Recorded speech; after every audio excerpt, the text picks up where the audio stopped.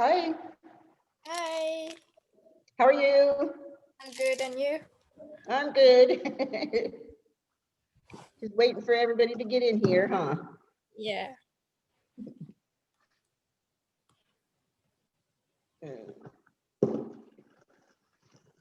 Oh, boy.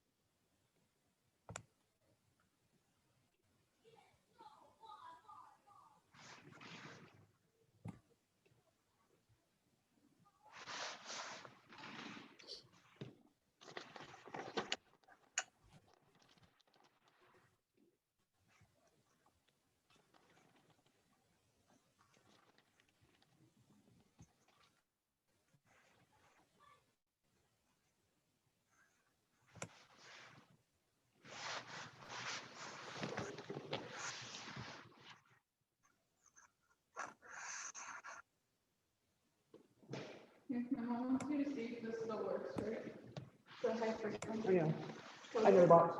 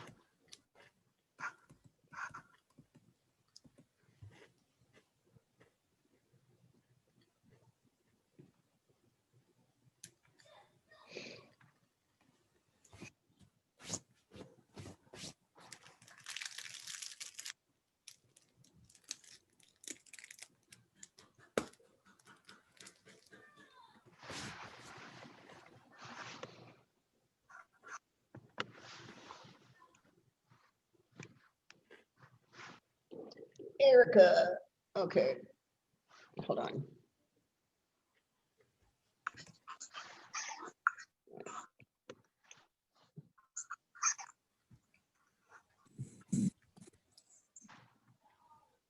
What happened? There we go.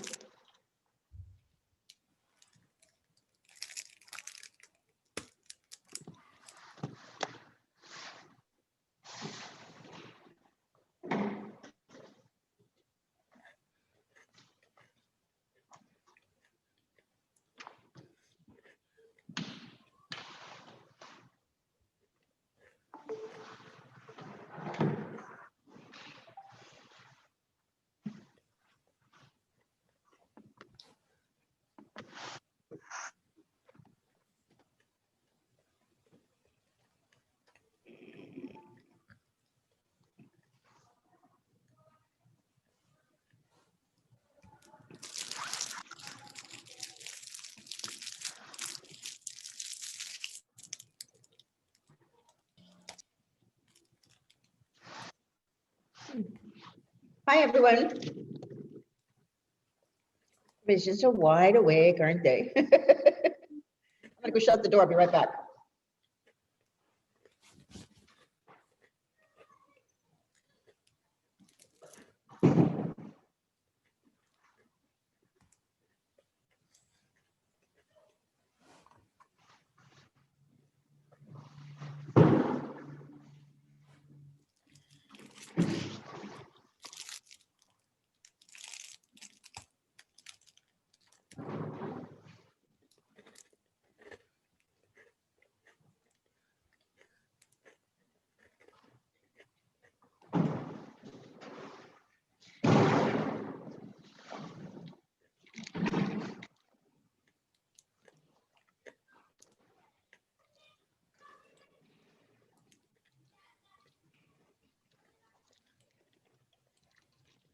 There isn't that many of you in here today.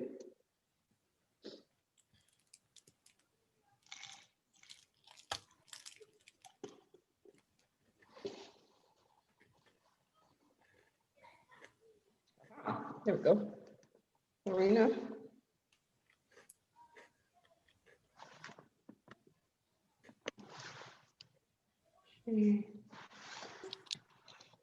Lorena? Lorena, what's your last name, hon? Castillo. C, with a C? Yeah, C-A-S. Okay, I just want to get that down. Okay. Okay. Isabella. No. I'm not echoing already.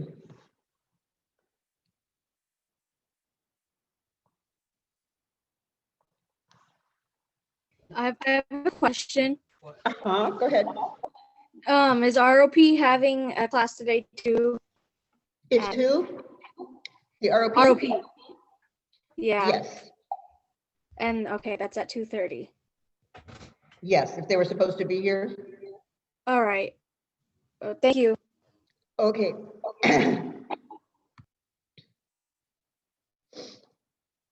All right, hold on.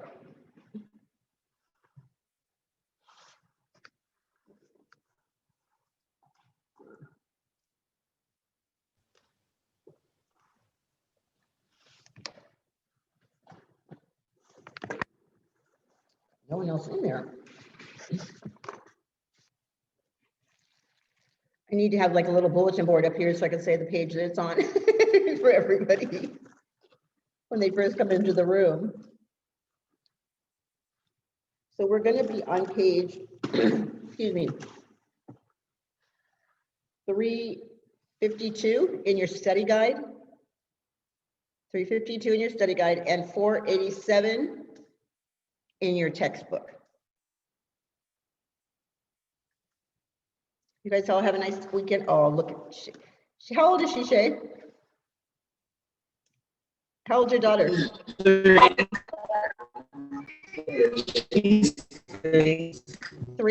Oh, she's cute.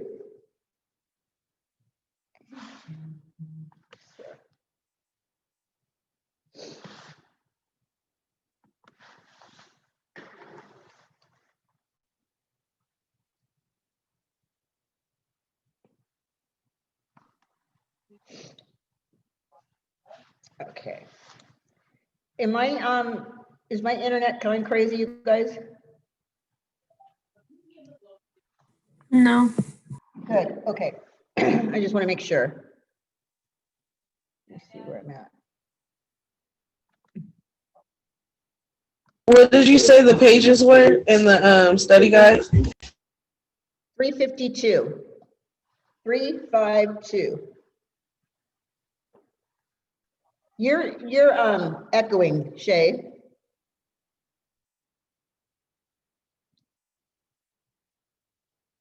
Okay, am I echoing, you guys? Am I messing up or anything? Is my internet messing up? Okay. No? Karina. No, you're fine. Is it still like that or no? Am I still what? Is mine still like that? Is it like Yeah, it's echoing. Or can you hear me? Yeah, yours is like going crazy on me. Do you want to leave and come back in? Yeah?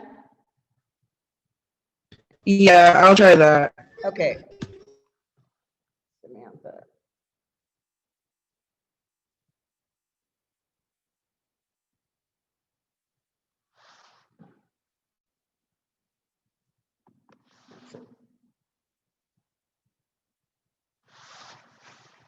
Okay, now let's get into a class. We got 15 people in here today. One more coming back in here. So if you didn't hear me earlier, we're on page 352 in your study guide. And then 487 in your textbook. Let's see how that works. Shay.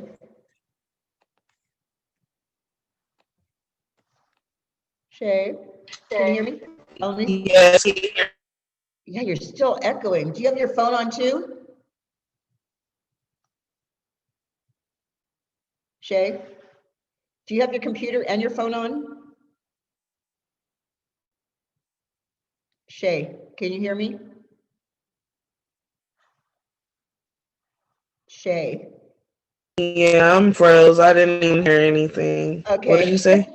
I said, do you have your phone on and your computer? No. Like, what do Okay. you mean by on? Well, because sometimes No. when you have, when they're both on like the same site, sometimes it gets an echo. Yeah, no. Okay, I'm just on my computer. okay. So I'm gonna do a roll call here, okay? Natalie? Say hello. Natalie? Okay. Venetia? I'm here. Okay, Erica? Here. Okay, there you go. Jasmine? H? Here. Okay. Jocelyn? Here. Okay. Lena? That's you. Yep. All right, Haley S. Here. Okay. Lorena C. Lorena C. Here. Shay, I've got you in here. Isabella? Here. Eva? Here. Okay. Sarah? Here. Karina? I'm here. Okay. Samantha? Here. Here. Okay, and then Max. I'm here. Okay, good. All right. Which Samantha? Hmm? Which Samantha? There's two. Okay, we should be on, if you haven't got your book out yet, your textbook is 487 and your study guide is 352. Okay. Everybody got their pages set up? Yeah. Okay, what I'm There's going to do two is, Samanthas for roll, just so you know. oh, what was that? There's two Samantha. Samanthas. Oh, okay. So I have, let me hold on. I have Samantha H. I think that's me. Who said that? Yabara? No. Okay, now I see what you're saying. There's, okay, I got it. I got it. I thought that's what it was because I wrote Sam Y on there and I'm like, oh, it's Hanson, because I was looking at the, the side of here where the girl she was. I'm like, oh my God, there are two of you. Good thing you told me that. Okay, I'm gonna share the screen here. So let me get it up for you.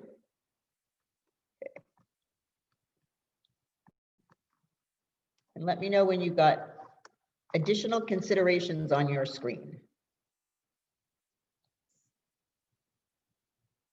Okay, if these ever get stuck too, let me know, all right? And you guys don't see them. Because I don't know if mine goes crazy or not. Does everybody have this up? Yes. Okay. All right, so your additional considerations, okay? It's important to consider the texture and porosity of your client's hair, because if you don't know that, you're not going to know what colors you can use on it, or if you're going to have to use maybe a pre-soften or something like that. So it does make a difference knowing the texture of your hair. Next to texture in your workbook, you can write in there, it refers to the degree of coarseness or fineness in the hair fiber. Okay, and that should go into your book where it says texture. Okay, it refers to the degree of coarseness or fineness in the hair fiber. All right, and then you have little bulletins down there where it says coarse hair. It may be resistant to lightning, or it may appear to process slightly lighter than it's intended. And that's a test question right there, because everyone goes, why is it coarse hair? So because it just does, it just comes up a lot lighter. All right, medium texture hair is average. Okay, it's an average response to color products. Okay, and then your fine hair is generally less resistant to lightning and may appear to process darker. Okay, and there's 2 state board questions that refer to it getting lighter and darker depending on if it's lighter, darker hair or coarser or lighter hair. So that coarse hair and the fine hair, make sure you understand both of those, okay? Because those are test questions. Can you fill that in your book? If I leave that up on the screen? Or your worksheet, whatever you're working from? Okay. Everybody got this already? You're gonna have to talk to me because I can only see 4 of you here. No, yeah, we're writing it down. Okay, thank you, because I didn't know. We're in chapter 13.2 still? Yes, we're just at the very end of it. Mhm, Okay, thank you. no problem. So your coarse hair is going to be a little resistant to the lightning, and your fine hair may appear to process darker. All right, let me know when you guys are finished. I'm going to have a hall monitor so that I can see the other half of the class. So let me know when everybody's finished writing. I play in the morning class. I'm like, thumbs up, and if I can't see you, you're going to have to, your partner's going to have to tell me. So you have to watch on everybody else. All right, you ready to go? Okay. All right, we're going to go to porosity. Okay. Oh, the screen moves. Hello. Okay. Porosity refers to the ability of the hair to absorb moisture, liquids, or chemicals. Go back here. Okay. So we have 3 classifications. We have resistant, average, and extreme. Okay. Before you do anything, next to porosity in your workbook or your handout, it should say the ability of the hair to absorb moisture, liquids, or chemicals. And then it says determined by the number of cuticle layers. Okay, you're gonna fill that in, cuticle layers and how tightly they overlap. The main factor for determining the product, the formulating color, application, technique, and processing time. So those 2 fill-ins are going to be cuticle and application. Okay, and they're referring to, like I said, how tightly that cuticle is closed. If you look on resistant and compared to the average, look at the scales on there. They're a lot wider on the average one than they are on the resistant, correct? And the extreme, they're really far apart. Okay. All right, so what you're going to put in there on your resistant is the color absorption may take longer, or an additional pigment may need to be applied. Okay. Average, the color is going to work just fine. The extreme, though, color may be taken too intensely or not hold the color and fade quickly. How many people have had damaged hair before that tried to color it and couldn't figure out why the color faded out so quickly, or it didn't take it all? Yeah, me too. Me too. Because at some point, it gets to the point where it's not even considered, the integrity of the hair is not hair anymore. I don't know what it is, but it's not hair. So the color kind of goes through it and then comes back out the other side. So that's when we end up using like fillers to fill in that extreme damage, okay? And then we can put color on top of it so it will have something to lock onto. All right, so in your workbook there, it says resistant porosity, the cuticles layers are smooth. You're going to write in there color absorption may take longer. That's all you have to write in that one. Okay, color absorption may take longer. All right, in your average, the cuticle is slightly raised, the color accepts easily. So it accepts it easily. And then in your extreme, where the cuticle is lifted or it's missing, it may take the color too intensely or not hold the color at all. Sometimes it can go too dark. I remember my mom, she decided that she was going to be her little own stylist one time. She had colored her hair blonde for years and years and years, and then decided, I'm going to go brown, I think, here, you know. And so she picks the lightest blonde or the darkest blonde, but the lightest brown, which still looked blonde to me. But when she put it on, her hair went black. What happened? I'm like, okay, you've overprocessed your hair by applying color on top of color on top of color, and it kept lightening and lightening and lightening instead of just doing your new growth when it came in. So the hair was damaged on the ends. So when it went in there, it went really dark. And on top of that, it was green because there was no warmth left in it. So she did double whammy on herself. All right, uneven porosity, okay? These are the reasons for uneven porosity. The first one is previously chemical services. Let's see if I can get this up. There we go. There we go. Clients who have had previous chemical services or have had long hair may exhibit uneven or variations in porosity. So in your textbook or your study guide, it has uneven porosity. So you're going to put the first one in there. It's usually caused because they've had previous chemical services or long hair, variations of porosity between the ends and the new growth. Because if someone is coloring the rest of her hair instead of just doing the new growth every month, she's damaging the rest of the hair shaft because it's getting another color, or it's getting lightened and lightened and lightened, or it's getting darker and darker. It's like a progressive. So the hair is not going to accept the next color evenly, okay? Because the hair before that, that's further down the hair shaft, have already been colored once before. It could be because of environmental elements, okay? Or it's repeated use of styling products and shampoos and not really getting that off. So maybe using a clarifying shampoo before you actually do a treatment to them. So let's see if there's anything on here. Yeah, okay. That's just going to give me a helpful little hint here. So I'm going to go over these one more time just so that you have them, okay? Because you got little bullets on the left side, right? The first one, you're going to put in there previously chemical services. Okay. They're already written in there for us. Oh, they are? Mhm. How come yours are already written in there for us? Mine's got like red and black, so I'm going over the reds with you, okay? All right, it says a helpful hint, and that's on this next clip right here. It says uneven or extreme porosity may require a filler to ensure even color absorption. There we go.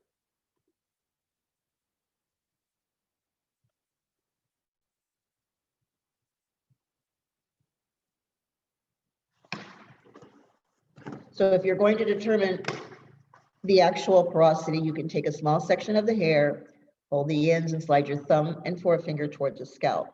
The more rough the hair feels and easier it backcombs, the greater the porosity. So there's another way too, when I was trying to determine how much a client needs as far as a trim. And I don't know if I've told you this before, but you can pick up the same amount of hair, but it needs to be wet. Okay, right up here. So you have a client that says, I only want like these tiny bit off. Okay, don't take anything more. And they really need like this much off. So what's going to happen is, because it wasn't taken off the ends that it needed to, it's going to split for the rest of the month. Every time she brushes her hair, it's going to keep splitting. So those ends are going to go higher up on the shaft itself. If you take your wet hair and take a section that large, okay, and then feel it all the way down, you can literally feel where it starts to get very fine. And that's basically letting you know that that's those ends that need to be trimmed off. Because some people just won't let you cut those little ends off. And I'm like, it's not doing you any justice, because the first time I blow dry it, it's going to look like you didn't even have a haircut, because it's going to pull it. They're like, really? And I'm like, okay, let's just do it your way first. And then I blew dry it and showed her, and she's like, you're right. And so you've done it where I told you to take it off, where it was small, but yet it was a little bit more than what you wanted. Okay, it actually looked like it was healthy hair, and it looked like she had a decent haircut. Okay, so there's two ways of deciding porosity and how much really needs to come off. All right, this is the end of this part of the chapter. These are our self-checks. Number one is a predominantly amount of pheomelanin will create hair color that is what? Pheo Red. means, go ahead. Red. Red, right. Okay. Two, what are the names of the three fields of hair color? Okay, do you remember? I'll start you off on the first one. Dark,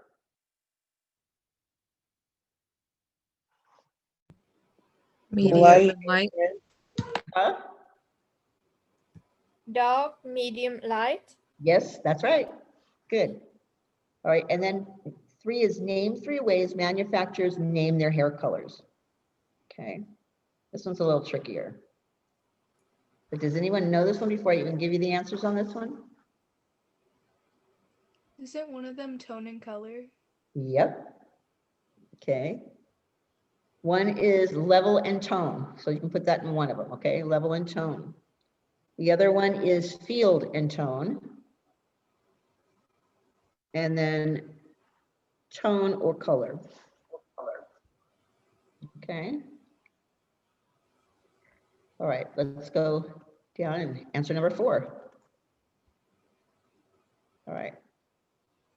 The predominant tone that identifies the warmth, coolness, or neutrality of a color is referred to as the blank color. Anyone want to try and guess? The predominant tone that identifies the warmth, coolness, or neutrality of a color is referred to as the Base color. base color. Good, good. All right, 5. The number of cuticle layers and how tightly they overlap determine the degree of what? We just talked about it. Porosity? Porosity, yes. Okay, and then 6, in cases of extreme porosity, what can be used to equalize the porosity?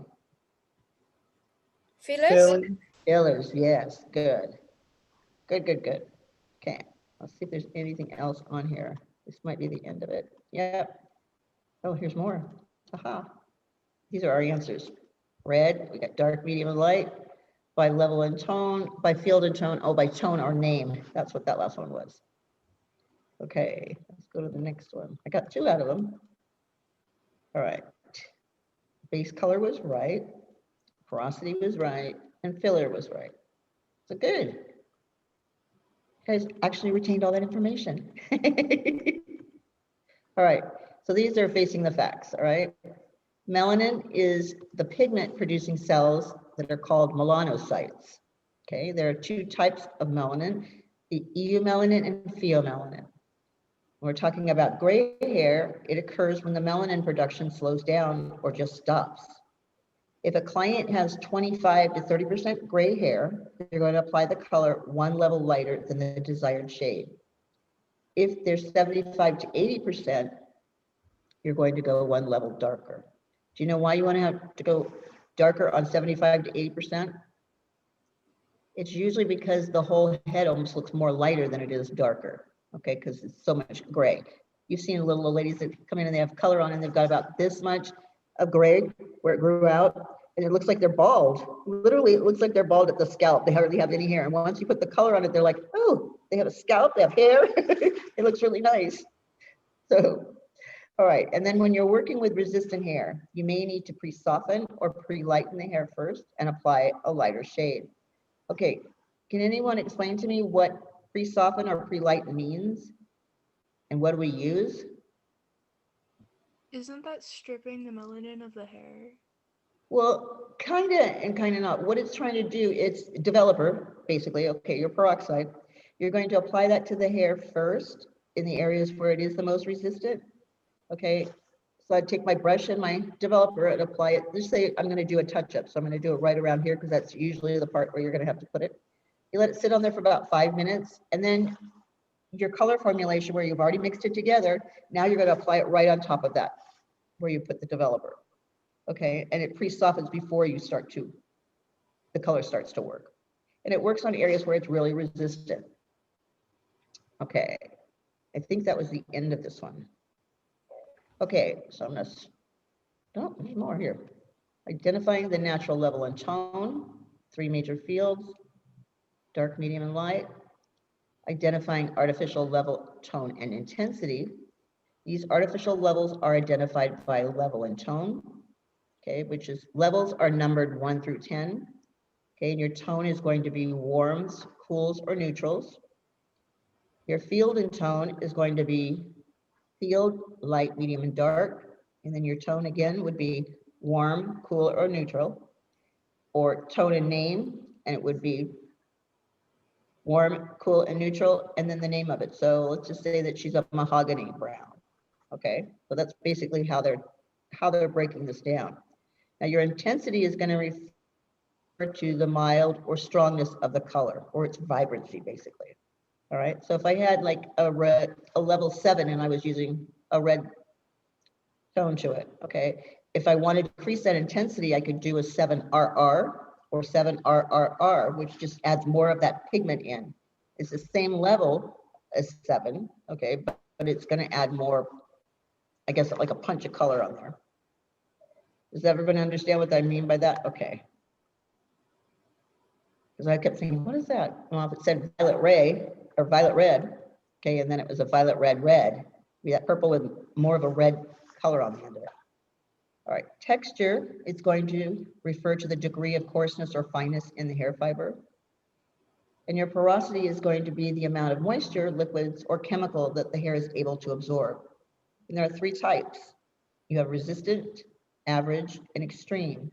And I just keep remembering extremely bad hair. That's what extreme means. It's so damaged that it's hard to work with. Okay, but I don't know if you remember from texture, you still had to go through texture and porosity when you were doing chemicals. Doing chemicals, whether it's relaxers, colors, perms, anytime you're doing anything like that, you still have to check the texture and porosity. Okay, and the density, and what's the last one?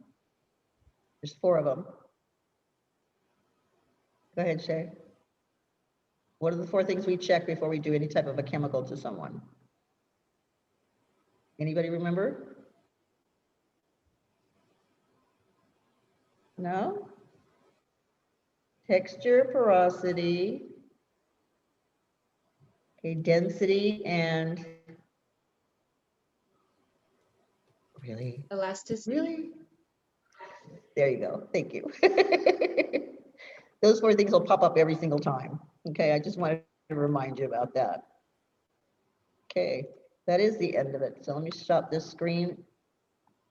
And you're going to go into, which is the next page, it's changing the existing hair color. So you're gonna have to give me a minute so I can go over here and fix the slides, okay? Give me a second here.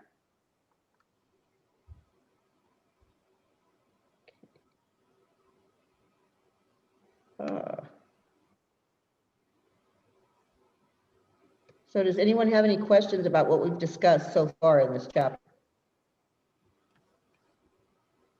We have a help No? hint on our smart note. What was that, hun? We You have haven't had, on the smart note, we have a helpful hint that we need to fill up. I still can't understand. I don't know if it's my computer's shutting, it's cutting in and out. Okay, let me text you. You haven't had any colors? No, we have a Okay, help. thank you. Sorry, hun. Yeah, there you go again. You might have to do it. Okay, you're gonna have to send it in a chat. It's fillers Okay, and color. focus We that. already did the helpful hint, Venetia. Sorry? Oh, you've It's done that. filler. No, Thank you, it's hun. A helpful hint on the bottom. Yeah. On the bottom, yeah. The first one is filler and the next one is color. First one is filler. Okay, Mhm. And then the next one is going to be color. Okay, thank you. You're welcome. okay, it's downloading. Okay, you guys, so just give me a second here. So you'll be on page 353. And this time I'm watching because you guys can see me, okay? I just can't remember that last week when I told you that. I was like, I didn't know you guys could see me. When I couldn't see myself on the screen, I figured you couldn't see me either. Oh. Slow. All right, it's starting to come up. So the first part of this should be the steps to create new hair color. How do we get that? How do we get there? So the first part of that says, you're going to take the contributing pigment and then the artificial pigment, and those two will give you the final color result, correct? Do you remember that formula? Okay, it's still downloading forever. It's like a lot of notes too on this one, sorry. Okay, it actually says the first one is to determine the client's existing level and tone. Okay, so you're going to fill in existing. I think it fell asleep. It started going and then it just stopped. Okay, so we determine the existing color and then we determine the client's desired level and tone. Where does she want to be? Okay, and then we're going to choose the color formula. Okay, so it's determine the client's existing level, determine the client's desired level, and then choose color formula. So would you start right away and put the color on the client's head right after you've done all three of these? Or is there something that should have been done right after this? Like, how about a strand test? Yeah, because you're going to check the formula to make sure that the color is going to work out the way that you want it, right? So do you know what a strand test is? Anyone? Okay. What you're doing is taking a section, maybe about a ½ inch. Okay, and then I'm going to put a little bit of that color on that one little piece of hair and let it process like it normally would. Okay, and I'm going to take another section in a different area and do the same thing with maybe another formula, because I'm going to try both of these to see which one's going to come out closest to the color that she wants. Okay, and the reason for doing this is if I thought I had the perfect formula for this, okay, and put it on her entire head, and it was the wrong color, I'd have to take that color out first before I put on the new color, right? So by doing the strand test ahead of time, I could actually get the perfect formula beforehand and not have to take out all the color I put on there before. So it's basically a waste of color that I put on her, a waste of my time, a waste of the client's time. It saves you a lot of steps. Believe it or not, the first time you have to redo something like that, you're going to go, I'm never going to forget to do that strand test because it just booked me and I got to spend 2 more hours trying to get it off and pick another color. So it's so much easier to do a couple of different formulas, okay, to get what you're going to get, or redo the whole head and then do it again. That's not fun. Okay, I don't know what's going on with this thing. It's literally, it got stuck again. Okay. Okay, I'm going to close it up here and do it again. Sorry. You guys are still with me, right? It's reload. Okay.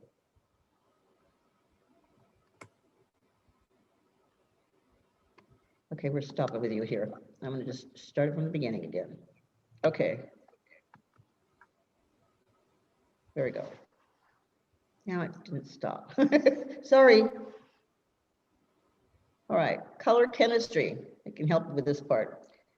It says manufacturers create an array of colors and lighteners that give the colorist the ability to create supple or dramatic color changes, right? So let me ask you, I'm sure each and every one of you have at least played with somebody's hair or your own hair at one time, right? So what made you choose that particular line of color? Whether it be like Redken or Matrix or Rust, what color did you choose and why did you choose that color company? And Samantha H, I can see you, so I'm going to ask you. I've What actually color did never you use played on your hair or around, your? but Really? no. I can't see the rest of the class. So I'm like looking for somebody that actually has color on their hair. Okay. Anyone that does have color on their hair, can I answer my question, please? I do have hair color, but Okay, I'm I going always to black to cover my not grays. color. I do color my hair, You did, but huh? don't. Yeah. And Okay, so why did you choose that color color formula from that company? Is it because of the Because I try- swatches that you saw? Yeah. Well, most of the time I go You wrote- dark. But sometimes I get like my skin is Right. sensitive. So I try to stay with the Mhm. same color, keep the same color. Because each formula is What different. product is it? It's Mhm. the Revlon. What product? Well, it's the one from the store. Revlon? Yeah. So that's that's basically a box color. Yeah. You realize that, right? Okay. Okay, just want to make sure. Anyone else, have they used color before? And what made you choose that color company? I have like a kind of I like know a you dark guys are out blue there. in my hair. Uh-huh. And so what I what just- made you choose that color? I didn't hear you, hon. Can you repeat? Yeah, okay, Can you so repeat the question? what color company did you choose and why? Because there's so many of them out there. So what made you choose that particular company? Like whether it's Redken or Wella or, you know, those are different types of color companies. So I just wondered why you chose that particular color company. I did like. Was it because Garnier of the color Fructis, swatch? Just like before the- Okay. All right, so you went to box color also because you got it at the drugstore? And that's fine, that's where I started. When you get into color, you'll go into more professional colors, but usually the reason why we choose those colors is because we like that color on the little square or the little piece of color that they show you right below the color at the beauty supply. You may have liked that color or that tone of it, so you chose that one against another one, another company, because their blondes didn't look as pretty as this company's blonde, okay? But swatches sometimes have a tricky way of playing on your hair. So depending on what their contributing pigment is prior, okay, and where you want that color to go, you may not get the exact same color you're gonna see on that little swatch, but we sure try. We certainly try. It is taking forever, you guys. I'm still inside here, just hoping I can move this over a little bit so I can see you. There we go. Jocelyn, do you have color on your hair? I have a little bit of a few bleach spots from when I last colored my hair. But yeah, I used to color my hair Okay. so often and put all different colors in it. What color did you use? Like what color? Like colors or brands? Well, both. Okay, because you said you had a lot of different colors in there. So you lightened it first, right? And then you put a color on there. Okay, so why did you choose that color and that company? Okay, so I've done a lot of colors, probably the whole rainbow at one point. And I've done 5 colors at once with different companies because it's just what I had on hand. And Yeah, a true hairstylist. Go I've ahead. gone with companies like Splat Colors, Ion, and Arctic Mhm. Fox because I really liked Yeah. how Those are pigments, yeah. they Those left are my pal colors. Left your hair feeling, was it, your hair was still, feel like hair in good condition? yeah. Were those, No matter yeah. how many times I bleached over it. Yeah, that's what that Olaplex is good for too. It's like, we've got all these little Band-Aids we can put on the hair before we actually put another color on. Usually we choose it because of the color, or someone has told us that this is really good on, you know, this type of damaged hair. Okay, we've got a lot of tools in our little arsenal right now, where back in the day when I was going to beauty school, there wasn't a lot that we could do to protect that hair and still get it to do what it's going to do. But in the last 30 years, we've changed from women just getting their hair colored every month, usually dark to cover the gray, or just blondes. Now we like all of these different colors of the rainbow, okay? And we're changing them more often instead of like changing it once every 6 to 7 months, we want to change from blonde to dark, or vice versa. We like to do it within a month. We get bored very easily in about 30 days or wanting to do something else. And if the companies hadn't taken into consideration that that's what we wanted to do, we wouldn't have any hair left, okay? Because we would have been bleaching it out and then destroying that hair. The frost would be gone and we wouldn't be able to recolor that hair. You see what I'm getting at? So certain companies are going to have deeper or more, I guess, more intense pigments, and some companies just handle like the basic ones in here. Some of them have more of a green base to it, even in their browns, or more of them have a warm base to them. You're going to notice that some colors automatically pick up the warmth, and some you have to compensate for it. What's nice though is that the color companies have made this huge chart. So if I was, say, using a 7R in rust, okay, and I didn't have that here, but I had a different color company. Okay, on this little chart, I would be able to go to that chart and say, okay, my 7R rust is equivalent to, say, my 7C copper in Claro. Do you see where I'm getting at? So you can always find something that's going to take the place of that color if you didn't have that color. So sometimes when you're out there at the beauty supply, all right, they don't have one color, you might be able to find that same color or act like that same color in a different line. Does that make sense now? Okay, and this is still downloading like forever. All right, let me get through these right here since I'm gonna have to wait for this thing forever. Sorry, guys. You're just not gonna have the slides because it keeps just failing. So I'm just gonna come back to you. We're gonna talk about non-oxidative versus oxidative colors. Okay, what does oxidative mean? Okay, we're mixing two chemicals together when it's an oxidative. When it's a non-oxidative, it's just one. Okay, so where it says non-oxidative equals, you're going to put physical change. It's a temporary effect. Okay, so I'm going to take it straight from the bottle and apply it to the hair. Okay, and usually what happens is it washes out. The first time I wash my hair, the color is going to come right out. Okay, depending on its porosity. All right. An oxidative color will equal a chemical change because now we're permanently changing and altering that hair. So it'll change, it's going to give you a longer lasting color or effect. Okay. This one is going to be mixed with two chemicals together, usually my developer and my color. And depending on what I've chosen, it will be different than my temporary, where my temporary would just wash right out. Okay. My temporary is also not going to lighten my hair either. It's going to either add a tone to it or it's going to add some darkness to it, but it's not going to lighten it. Or where it goes down to non-oxidative colors, it says add pigment, but don't or do not lighten the existing hair color. Okay, so it's basically what I just said. It's going to add a pigment to it. It'll either add a color to it or it'll darken, but it will not lighten.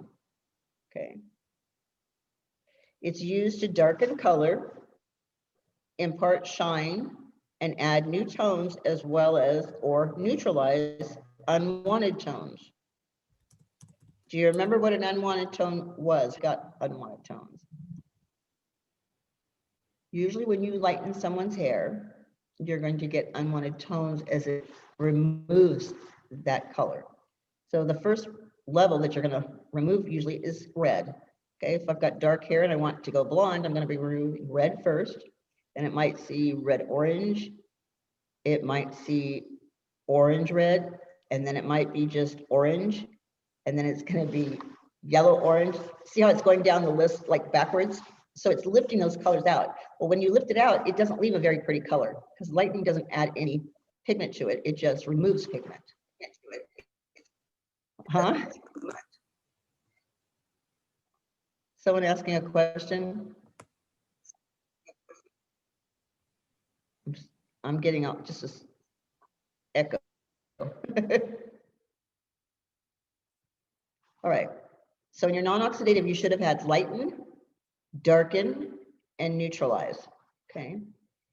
Right below that, it says not mixed with developer. It's used directly out of the bottle. Okay. So I like to break this down into two types of your non-oxidative, all right, which is your temporary okay, which washes out immediately, and your semi-permanent, which might be a couple of shampoos. But let's go to the temporary bullets right there, okay? And the first one you're going to put in there, no chemicals are used, okay? It's not a chemical. The second bullet is going to be, it will not lighten. Okay, it will not lighten the hair.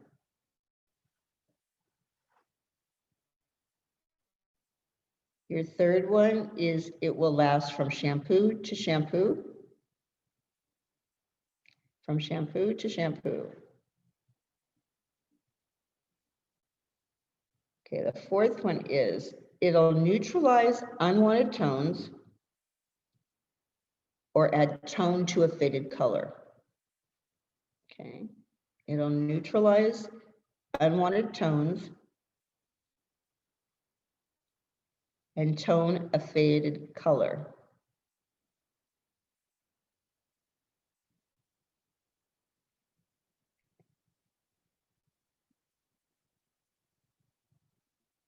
All right, the next one is it does not require a patch test. Okay, does not require a patch test. I'm just thinking of that. Does anyone know what a patch test is? Really? It's a test It's that when you, you you do before doing a color, Okay. 24 hours to 48, to check if they are sensitive to aniline derivatives. That's right. Check aniline derivatives. So if there is a positive test, that means what? That she doesn't get the color. If she has a negative result where it doesn't have any effects, side effects to it, then you can do the color. And it usually, like you said, it's 24 hours the day before, and you must record that on her record card.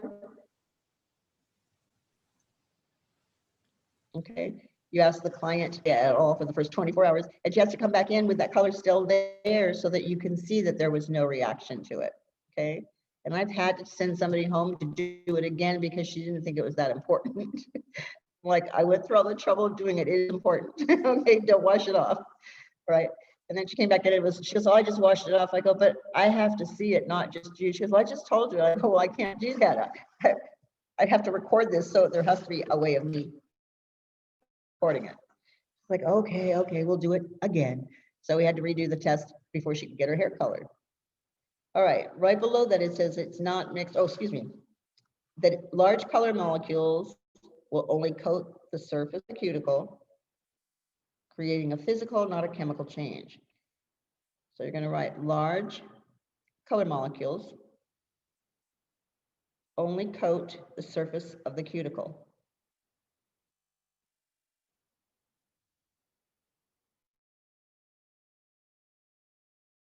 Okay, creating is that for a the physical change. semi-permanent side?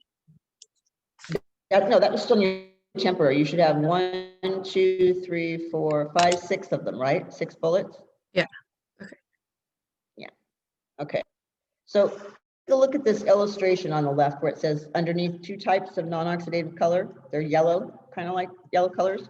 All right. On the temporary one, do you see that it's got color on the outside of those lines? Because that's supposed to be like a strand of hair. Okay. And then it's got like red and yellow and blue, right? Those little colors, little balls on the side of it. Okay. That's telling you that those little colors are just kind of seeping to the end of it. Okay, it sits right on the end of the hair. That's why when you go to wash it, it washes right off. It kind of just washes right off the side of the cuticle. Okay, the temporary kind of goes in a little bit further. Can you see that? It goes into the white part of that line. If you've got a color book, you can see it.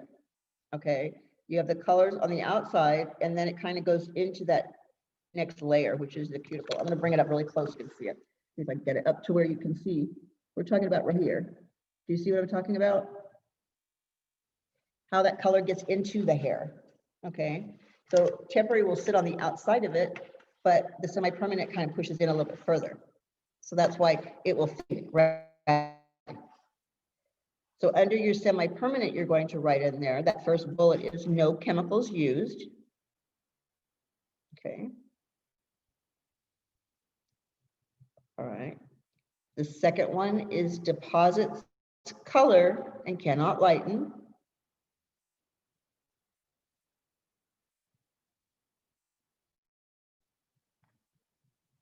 All right. The next one, it fades with each shampoo. It fades with each shampoo. And there's no line of demarcation. Okay, no line of demarcation. That's still part of the same one. Do you know what that line of demarcation is? Okay, a line of demarcation is going to show the line between two colors. So as my hair grows out, I'm going to have gray right at my scalp, and then I'm going to have that reddish brown, right? So that line between the two of them is called the line of demarcation. All right.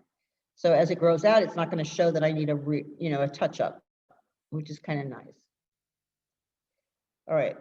The fourth one is to neutralize unwanted tones, add a tone, or deepen the existing tone. Okay, so it's neutralize unwanted tones, add tone, or deepen the existing tone or color.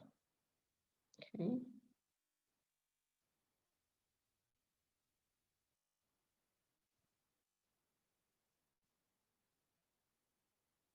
Okay, and the last one in there is going to be p-test is required. Okay, predisposition test, patch test, 24-hour test, allergy test. Those are all names of the same thing. Okay, but in our industry, they're supposed to be called a predisposition test or PD test. And it's just checking to make sure that the chemical doesn't have any analytics, which is basically the color. So if somebody was getting a bleach and a tone, you only need to do the PD test for the tone, not the bleach, okay? Because bleach is only removing, it's not adding pigment to it. So your last one is PD test is required. Okay. Any questions so far on what we've covered? Okay. No? Usually by this time I got all these questions going, well, I did this one color, da da da da. That's what happens. So I'm like, anybody have any questions? Now's the time you don't need to hear all my stories where the hair falls out, okay? All right. We're going to, oh, here, hold on. 1 second. Let's see what this is. All right. Karina, thank you. All right. You guys should be on page 354 right now, right? Okay, on the next page. And the first part of this is the oxidative colors. So now we're going to talk about colors that we have to mix with something else. So deposit color only or lift, lighten, and deposit color in a single process. It's mixed with an oxidant, which is also known as your developer, okay, to create a chemical change with a longer lasting effect. Is that written in your book? All of that? Yeah? Yeah. Okay. Then it says there's two major classifications of oxidative colors, right? And the first one is going to be oxidative without ammonia, because ammonia is going to be your oxidizing agent.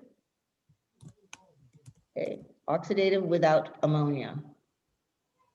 And the second one's going to be oxidative with ammonia. So you have with or without ammonia.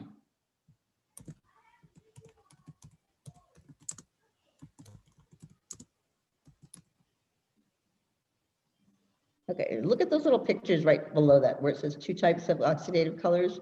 Can you see how there's more color pigments, those little balls of color, more going into the yellow now than the top one, right?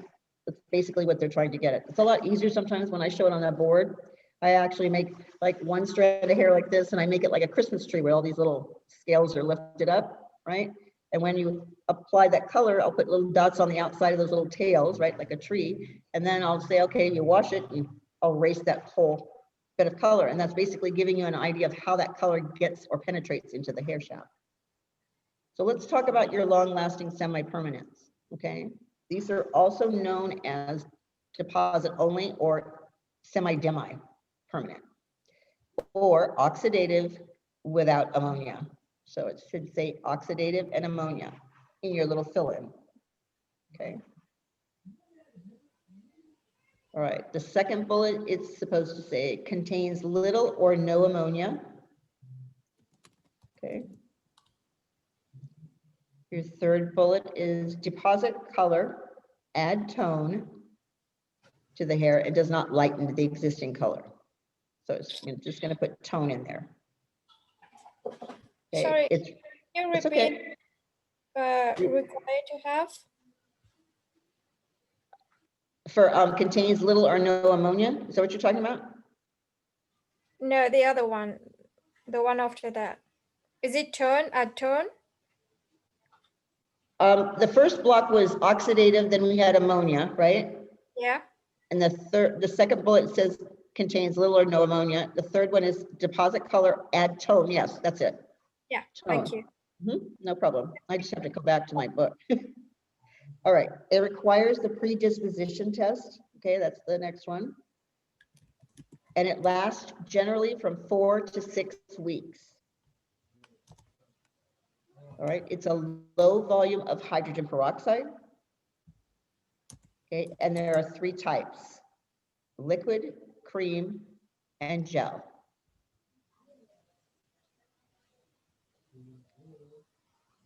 Okay. I'm just going to fill in this and then we'll talk about it tomorrow. How's that? Okay. Can you repeat those ones, please? Yes, please, because I did not get the weeks or the Okay. last one. So which one do you want me to tell me where you want to go? Required to have predisposition test. Okay, that's the one that goes there. Predisposition, or you can write PD test. Okay, and then it's lasts generally from 4 to 6 weeks. 4 and then 6. And low volume of hydrogen peroxide. And then 3 types: liquid, cream, and gel. So it's basically giving you the peroxide can come in those 3 different forms. Okay. All right. Any questions so far? All right. I'll actually stop there so I don't confuse you. Okay. We'll talk about this one tomorrow and then go into more detail about the 2 different types. Okay. Any questions so far on this, ladies and gent? No? Nothing? You're so smart. Good. I'm going to give you a test tomorrow. No, I'm just kidding. All right, you guys. I will see you tomorrow. Okay. 1 o'clock. Bye. Thank you. Thank you.